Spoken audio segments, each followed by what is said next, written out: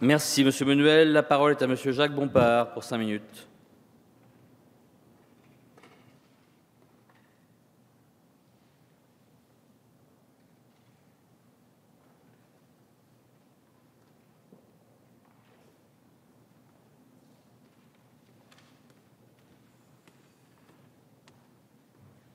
Monsieur le Président, Monsieur le Ministre, Mesdames et Messieurs les rapporteurs, chers collègues, je vous épargnerai un nouvel exposé sur le travers de la transposition des dispositions européennes en droit français.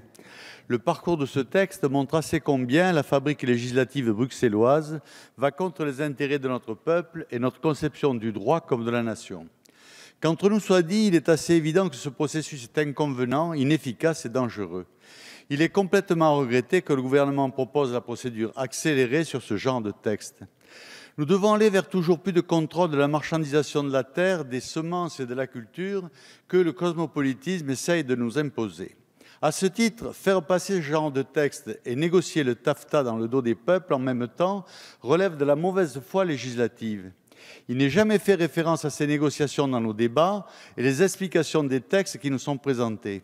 Qu'est le TAFTA ? Concrètement, il s'agit de mettre en place une gigantesque zone de libre-échange correspondant à un marché de plus de 800 millions de consommateurs.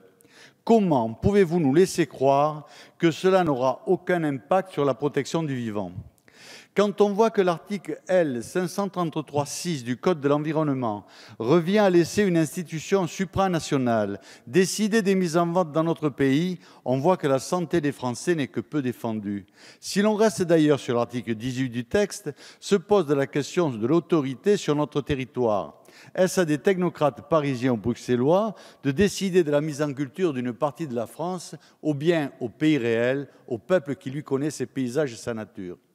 Nous en revenons aux mêmes questions politiques qui provoquèrent, par exemple, la crise des bonnets rouges et d'autres problématiques, prouvant que la France est une nation forte de ses provinces et des organes indépendants de sa nation.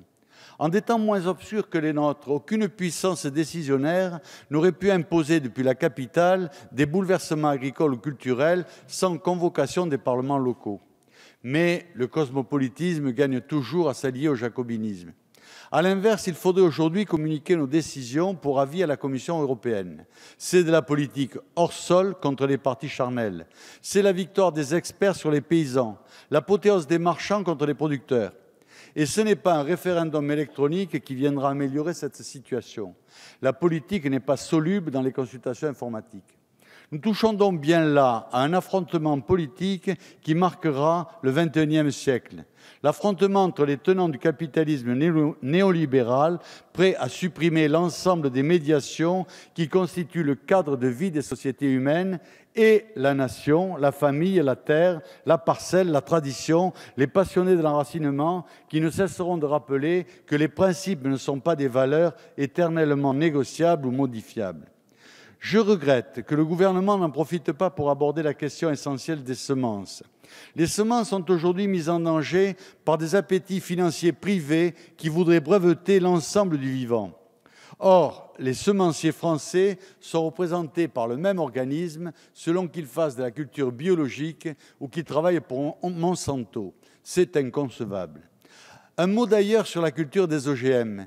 Il est indiqué dans de nombreux rapports que le MON 810, seul OGM actuellement autorisé dans l'Union européenne, est cultivé dans 3 États. 110 000 hectares en Espagne, 9 000 au Portugal et 3 000 en République tchèque.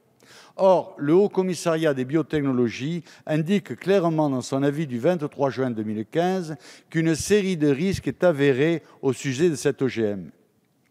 J'entends bien que votre projet dispose d'éléments permettant d'éviter certaines pollutions de notre espace agricole. Mais comment la France peut-elle laisser dans une Europe se développer ce type de risque majeur dans une Europe dont elle voudrait être pionnière ?